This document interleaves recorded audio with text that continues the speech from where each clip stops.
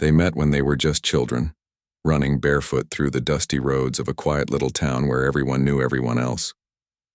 The sun always seemed a bit warmer there, and life moved at a slower pace. Back then the world felt small, but their dreams were big. They were the kind of kids who built forts out of old wooden crates and called themselves explorers.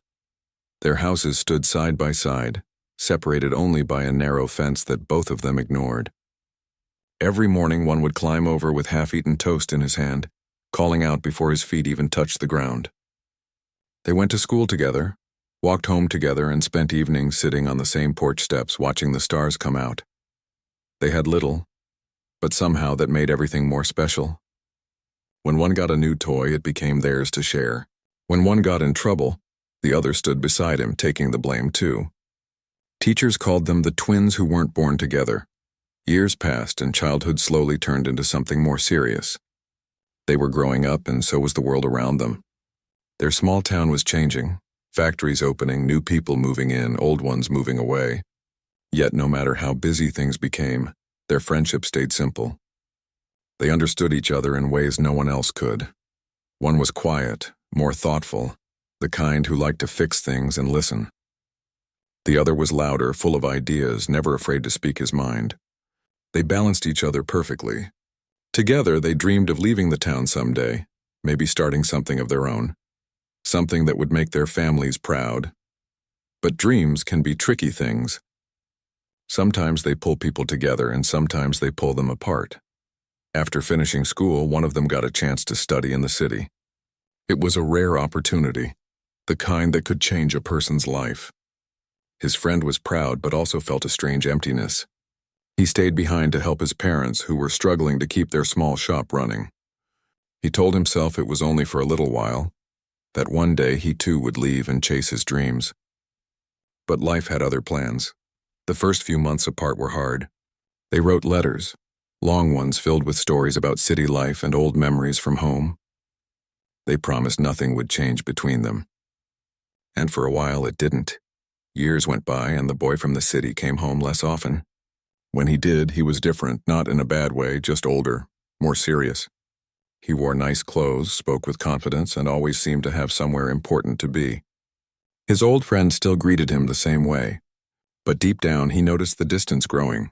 Still, they always found their rhythm again, sitting under the same tree near the lake, talking about life until the sun went down. The bond they shared was strong enough to survive the changes. Life moved forward as it always does. They both got married, started families, and built their own lives.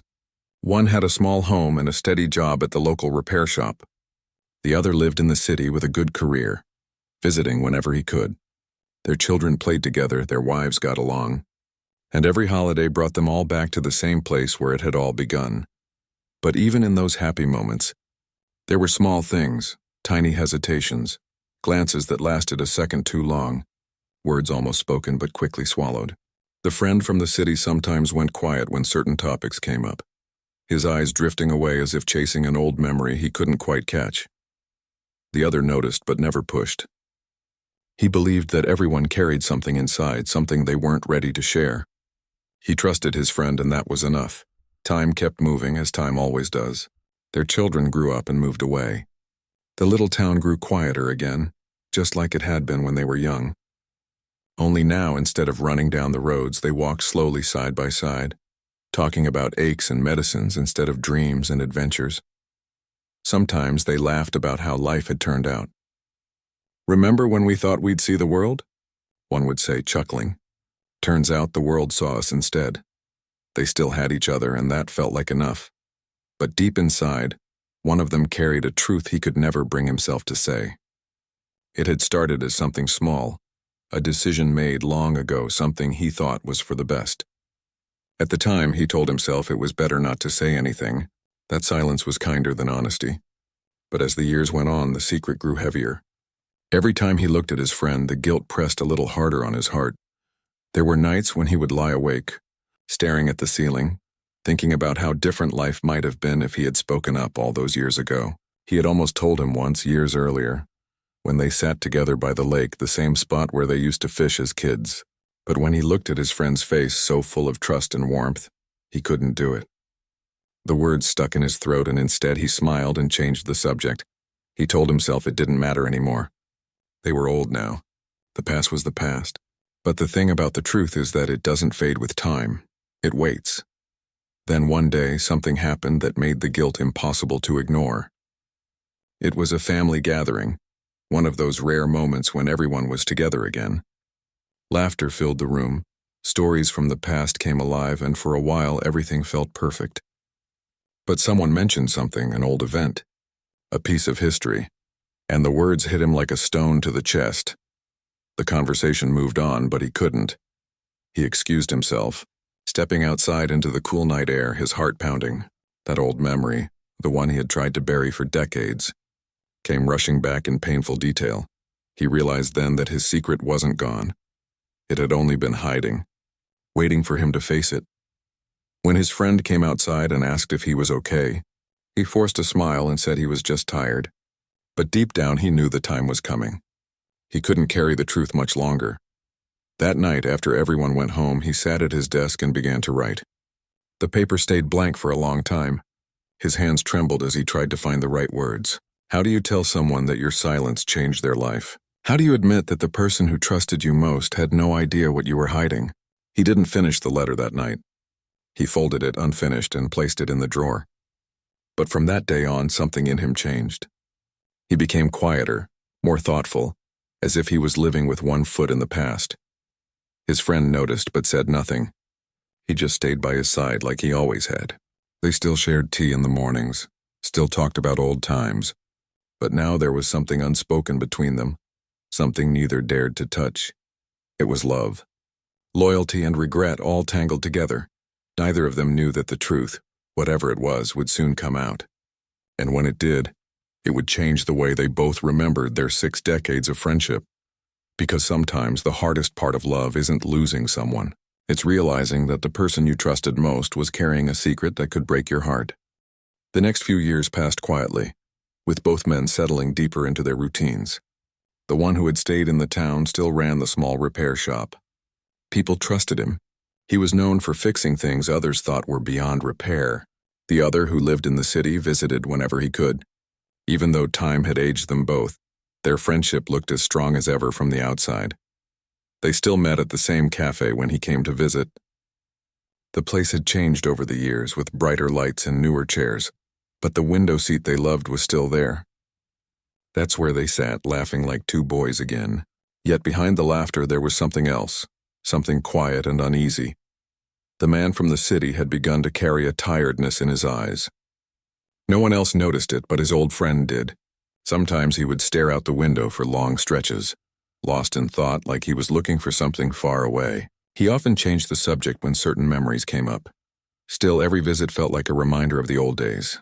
They would drive out to the lake, their favorite spot, even though the road there was rough now. The lake wasn't as clear as it used to be, but it still held their memories. That's where they had caught their first fish, built their first raft, and made their first promises to each other. One afternoon, as they sat on the old wooden bench near the lake, the man from the city said quietly, "Do you ever think about how fast it all went?" His friend nodded. "Every day. One moment we were kids climbing trees, the next we're talking about our medicines." They both laughed. But there was a sadness in it. Then, after a long silence, the man from the city said, "Do you ever regret anything?" His friend looked at him, surprised by the question. "Of course. Everyone does. But what's done is done. You can't change the past." The city man smiled faintly. "Maybe not. But sometimes I wish I could explain it. You know, the things I never said." The other man waited, thinking maybe this was the moment he'd finally speak his heart. But instead, the city man just sighed and looked back at the water. The moment passed like a breeze. They didn't talk about it again that day. But the words stayed with both of them. A few months later, the man from the city sent a letter saying he wouldn't be able to visit for a while. His health wasn't what it used to be, and his doctors wanted him to rest. The letter ended with a simple line. "Don't worry about me. Just keep that old bench by the lake waiting." It worried his friend more than he admitted. He wrote back often, though replies came slower each time. Seasons changed, and so did the rhythm of their friendship. Letters replaced visits, and sometimes the silence between them stretched for weeks. Then one day the town friend got a call from the city. The voice on the other end was soft and careful. It was the city man's wife. She said he was in the hospital. Nothing serious, just observation. Still, the news hit hard. The next morning, he took the first bus to the city. Hospitals had always made him uneasy, but when he walked into that white, quiet room and saw his old friend lying there, all of that vanished. He pulled up a chair beside the bed and smiled. "You look terrible," he joked gently. The city man chuckled weakly. "And you look the same as you did 40 years ago. Maybe a few more wrinkles." For the next few hours they talked about everything. Old stories, family updates, the town, the shop, the lake. It almost felt like nothing had changed. But when visiting hours were almost over, the city man grew quiet again.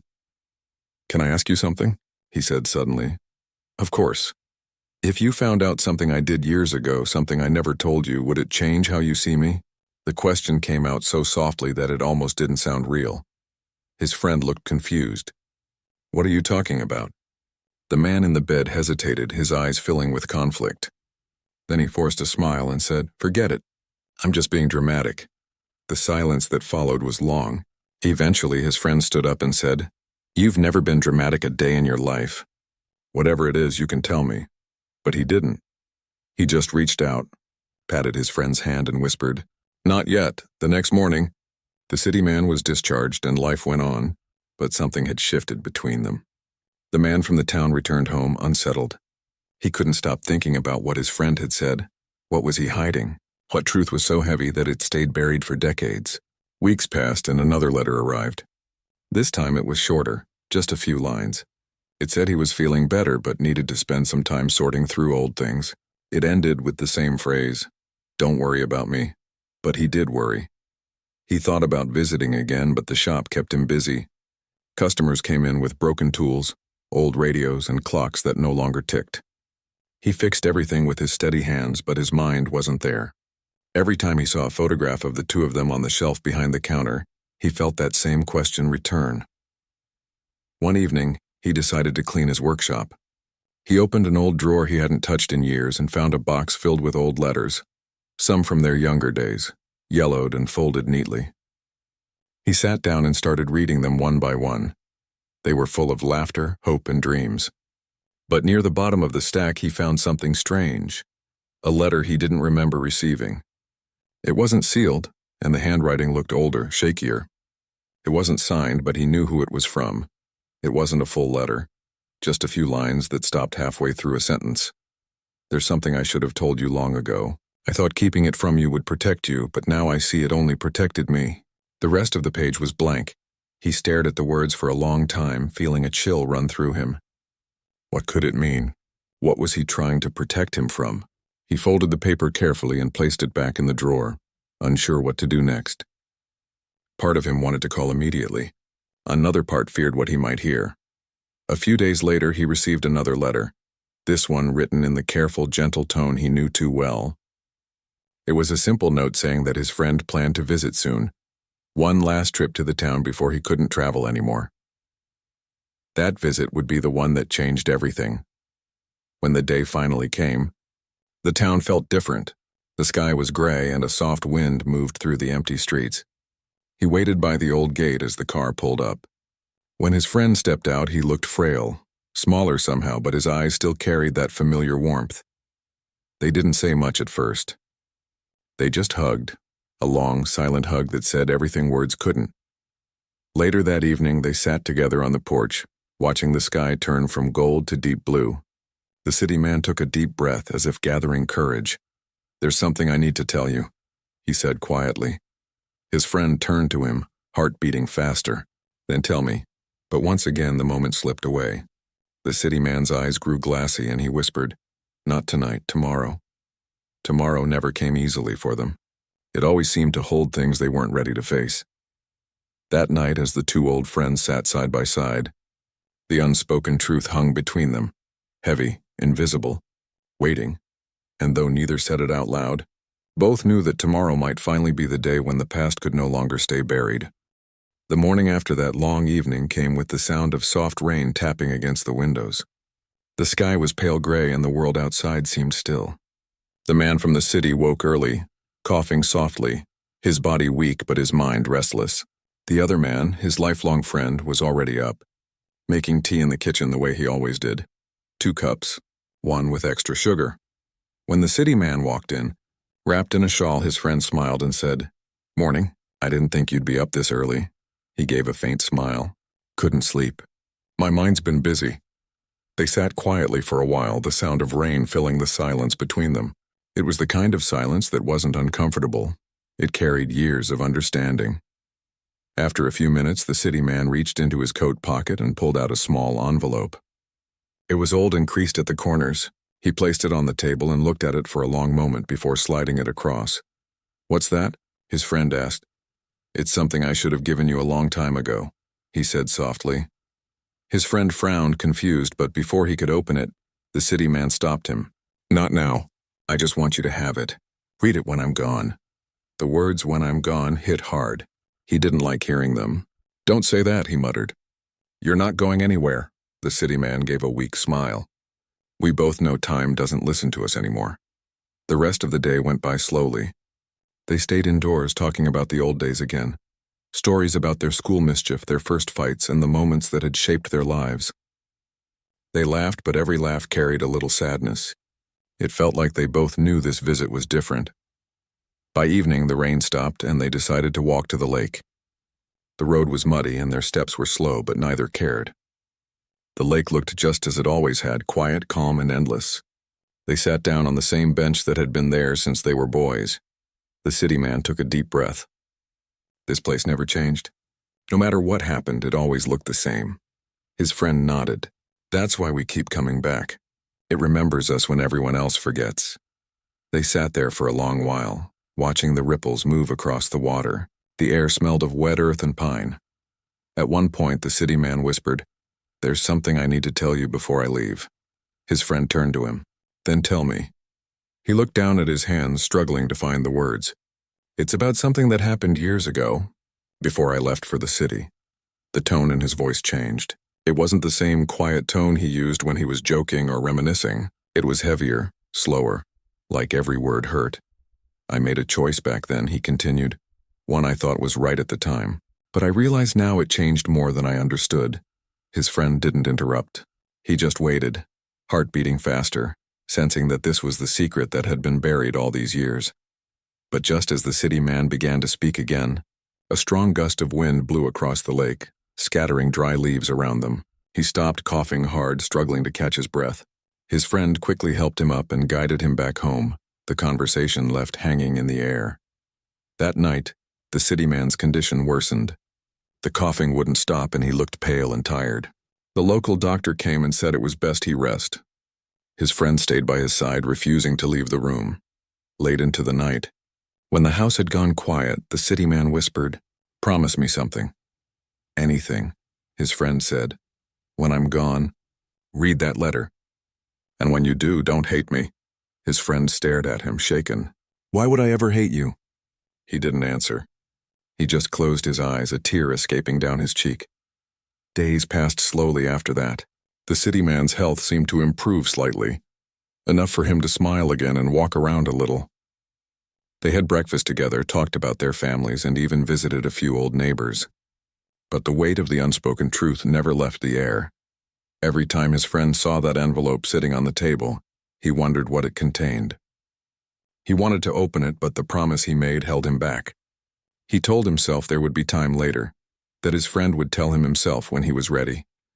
But time, as always, had its own plans. One cold morning, the city man didn't wake up. His friend found him still in bed, peaceful, as if he had simply drifted into another world. The letter was still on the table beside his bed, untouched. The house felt unbearably quiet after that. The air seemed heavier, the light dimmer. The funeral was small, with family and a few close friends. The man from the town stood at the front, holding the folded letter in his pocket. He couldn't bring himself to read it that day. He couldn't even look at it. It took weeks before he finally gathered the courage. The house still smelled like his friend's tea. The jacket still hung on the chair. Sitting alone one night, he opened the letter with trembling hands. The handwriting was shaky but familiar. "My dear friend, if you're reading this, It means I didn't get the chance to say this face to face. I've carried something inside me for more than half my life. I told myself it was to protect you, but now I know it was only fear that kept me quiet. His eyes moved slowly down the page. Years ago, before I left for the city, something happened. There was an accident. Something that changed both our lives. You remember that night when your father's shop caught fire? You thought it was a faulty wire. It wasn't, it was me. The man froze. His heart thudded painfully. I was trying to help you fix that old light you said kept flickering. I wanted to surprise you before you came back the next morning, but I made a mistake. I left the power on and the wire sparked. By the time anyone noticed, it was too late. I wanted to tell you so many times, but when I saw how hard you worked to rebuild everything, I couldn't. I told myself it wouldn't change anything. I told myself silence was better. But every time I saw you smile, it reminded me of what I'd done. The man's hands shook as he turned the page. I know sorry isn't enough. I can't undo what happened. But I want you to know that not a day passed when I didn't wish I'd told you. You deserve the truth. You always did. He stopped reading there. Tears filled his eyes, blurring the words. He sat in silence for a long time, the letter trembling in his hands. All the years of friendship flashed before him. The laughter, the arguments, the birthdays, the long talks by the lake. Every memory now felt heavier, sharper. He had spent his whole life beside the person who had caused the loss that had changed everything. But even in that storm of pain, another feeling slowly rose. Understanding. His friend hadn't done it out of cruelty. It had been an accident, one that haunted him all his life. He had paid for it in silence, in guilt, in sleepless nights. The man folded the letter carefully and looked out the window. The rain had started again, soft and steady. He whispered to the empty room, "Why didn't you just tell me? I would have forgiven you." The next morning he went to the lake alone. He sat on the bench holding the letter. The water was still, reflecting the gray sky.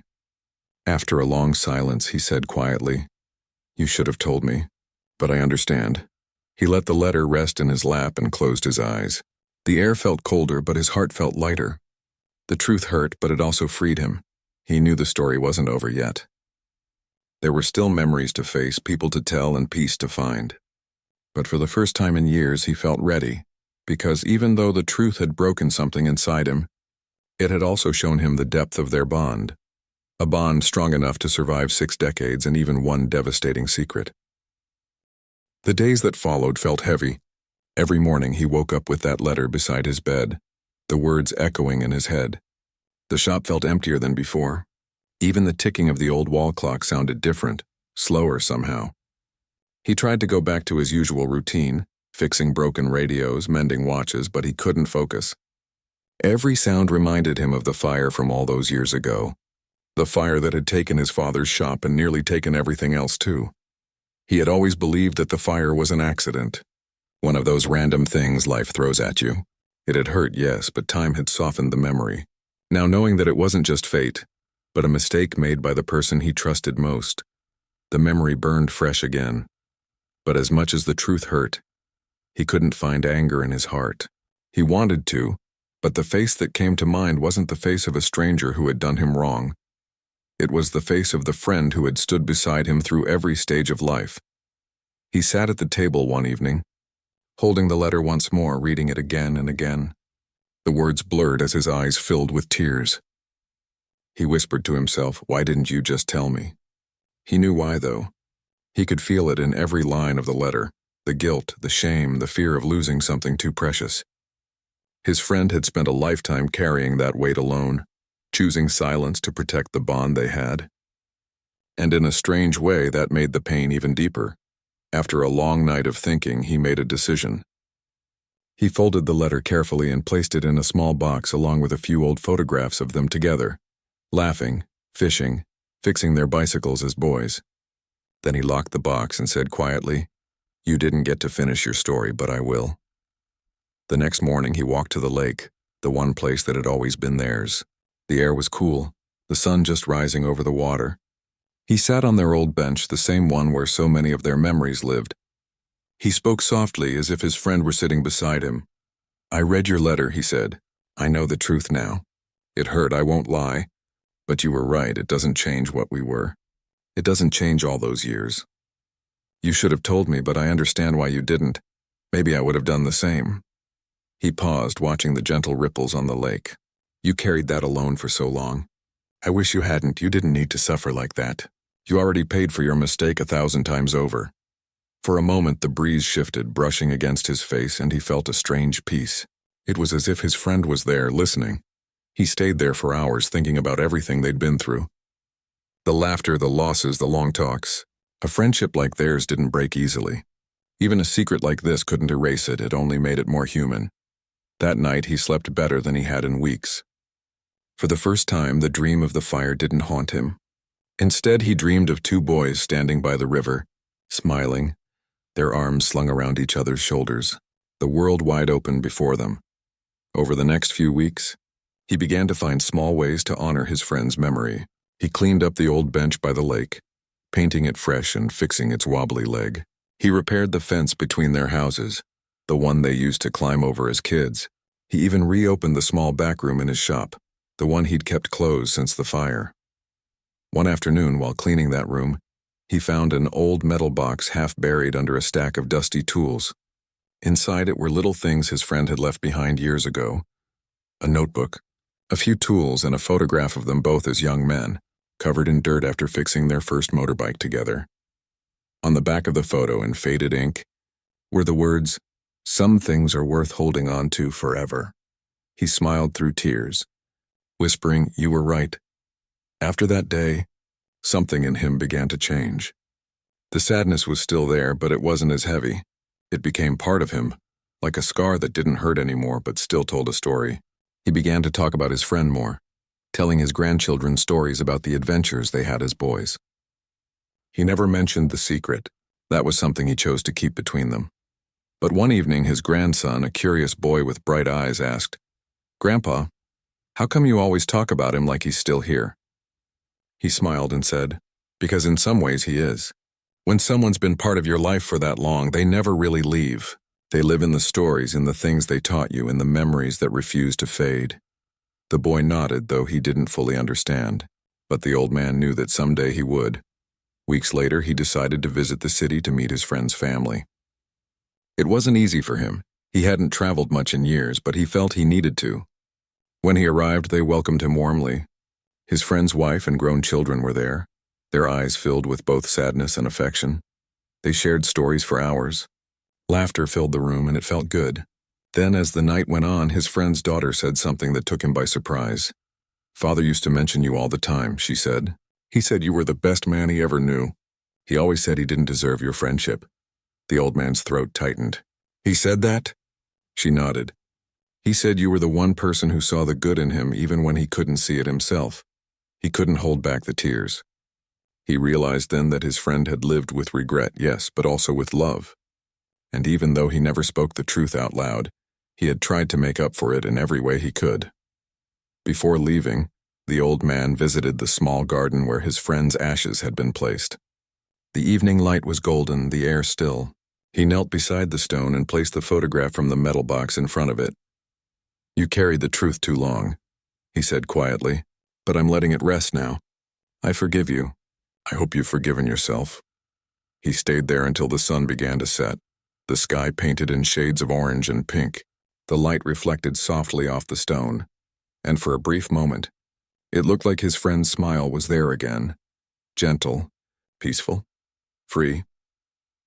When he returned home, life slowly settled into its quiet rhythm again. He worked less, sat by the lake more often, and found comfort in small things. The sound of birds in the morning, the smell of rain, the laughter of children passing by his shop. Sometimes, when he sat alone, he would speak softly as if to someone unseen. "You were wrong, you know," he'd say with a smile. "You did deserve my friendship. You always did." And though he never said it out loud to anyone else, deep down he knew that the secret, painful as it was, had taught him something precious. That forgiveness was not about forgetting, but about choosing peace over anger. He no longer saw the fire as the moment that destroyed everything. He saw it as the moment that tested the bond between two lives and proved that even after the worst mistakes, love could still remain. The letter stayed in the box, tucked safely away. He never showed it to anyone, never felt the need to. It was their truth, shared in silence even after one of them was gone. And every morning when he passed by the lake on his way to the shop, he would glance at that old bench and smile. It stood firm, just like their friendship, weathered by time, scarred by truth, but still standing strong after all these years. The seasons passed slowly, each one leaving its quiet mark on the little town. The man grew older, his hair now fully gray, his steps slower, but his heart lighter than before. The air around him carried a kind of calm that only comes after years of storms. He had made peace with the truth, with the years gone by, and with himself. Every morning he still opened his shop. It wasn't about earning anymore, it was about routine, about feeling alive. He liked hearing the bell ring when someone walked in, liked fixing small things that others thought were useless. Sometimes children would stop by after school to watch him work. He'd tell them stories, not just about machines, but about life. He never told them the full truth about his past. But his stories always carried a quiet message about forgiveness, friendship, and the weight of keeping secrets. He wanted the next generation to understand that mistakes don't define people. What they do afterward does. One afternoon, as he sat behind his counter polishing an old clock, a young woman walked in. She looked familiar, though he couldn't place her at first. She smiled gently and said, "You probably don't remember me, but I'm his granddaughter." For a moment he couldn't speak. Then he smiled, his eyes softening. "You look just like him when he was your age," he said. She laughed, a little shy. "That's what my mother says. I've heard so much about you. I wanted to meet the man my grandfather called his brother." Hearing that word, brother, hit him deep. It had been so long since anyone said it aloud. "That's what we were," he said quietly. "Brothers in everything but blood." They talked for hours. She told him about her studies, about how her grandfather's stories had inspired her to become a writer. "He always said he owed his life to you," she said. He smiled faintly. "No, it was the other way around. I think we kept each other alive." When she was about to leave, she hesitated. "There's something I wanted to give you," she said, pulling out a small folded piece of paper. "I found this in his old box. It looked like something he never got to send." The man's hands trembled slightly as he took it. The handwriting was instantly familiar. Uneven, strong strokes that time hadn't faded. He unfolded it slowly, and there were only a few words written. "If you ever read this, it means I didn't get to tell you in person. I'm sorry I waited too long, but thank you for never giving up on me. You were the best part of my life." He read the words several times, his eyes filling with tears he didn't try to hide. When he finally looked up, the young woman was watching him quietly. "He loved you deeply," she said. He nodded, unable to speak for a moment. Then in a soft voice he said, "And I loved him too. I always will." After she left, he sat there for a long time, staring at the letter. The room felt full, not empty like before, but warm, as if the years had folded in on themselves and his friend was sitting there again, smiling that same crooked smile. That evening, he walked down to the lake. The sun was setting, the sky painted with gold and soft purple. The water shimmered, gentle ripples catching the last of the light. He sat on the bench they'd shared so many times, the same one he'd repaired months ago. He took the note from his pocket, read it once more, then folded it neatly and tucked it beneath a stone beside the bench. "That's where you belong," he whispered, close to home. He sat there until the stars came out, listening to the quiet sounds of night, the crickets, the soft splash of water, the faint rustle of wind through the trees. And for the first time in a long time, he didn't feel alone. In the days that followed, his life took on a gentle rhythm. He wrote more not for anyone else but for himself. Pages filled with memories, some painful, most beautiful. He wanted to leave behind a record not of events but of feelings, of what it meant to live, to lose, and to forgive. He began to notice things he used to overlook. The way the morning light fell across the shop floor, the smell of rain before a storm, the laughter of children chasing one another down the street. Everything felt more vivid, as if life had decided to slow down just so he could appreciate it. One cold winter evening, his grandson visited him. The boy, now a young man, had grown thoughtful and kind. They sat by the fire, the sound of crackling wood filling the silence between their words. "Grandpa," the boy said suddenly, "I've been thinking about that story you told me years ago, about your friend. Did you ever forgive him?" The old man smiled faintly. "I did. And in forgiving him, I think I finally forgave myself too. The boy frowned slightly. Forgave yourself? For what? For all the years I didn't ask enough questions, he said quietly. For not seeing that he was carrying something heavy. Sometimes when we love someone, we think silence means peace. But sometimes it's just pain hiding behind love. The boy nodded slowly, absorbing every word. So, if someone makes a mistake, do you think they can still make things right? The old man looked into the fire for a long moment.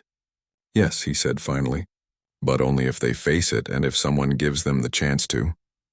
Everyone deserves a chance to be forgiven. That's how we heal. That night after his grandson had gone to bed, the old man stepped outside. The sky was full of stars, bright and endless. He closed his eyes, breathed in the cold air, and smiled. We did all right, didn't we? He whispered to the night. As the months passed, he grew weaker. His hands shook more often, his steps became slower, but he never complained. He'd lived a long life, one filled with both light and shadow, and he had found peace in knowing he had loved deeply, even imperfectly. On his last morning, he woke early and went to the lake. The sunrise was gentle, the world quiet except for the soft call of birds. He sat on the bench one final time, his old coat wrapped around him. He took a deep breath and let it out slowly, feeling the warmth of the sun on his face. A fisherman nearby later said he saw the old man sitting there for a long time, smiling faintly, as if he were talking to someone unseen, and when the fisherman approached, the man was still, his head resting peacefully against the bench, his eyes closed, his expression calm. Beside him lay a small envelope with just one line written on it. 6 decades, one truth and a friendship that never died. Years later, the town placed a small plaque by that same bench. It read, "In memory of 2 friends who shared everything but one truth and found peace in the end." People who passed by would often stop and read the words. Some would sit for a while watching the water, thinking about their own lives, their own unfinished stories. And sometimes when the wind was just right, you could almost hear 2 voices. Soft laughter carried across the lake, as if time itself had folded and those 2 friends were together again, sharing one more quiet sunset.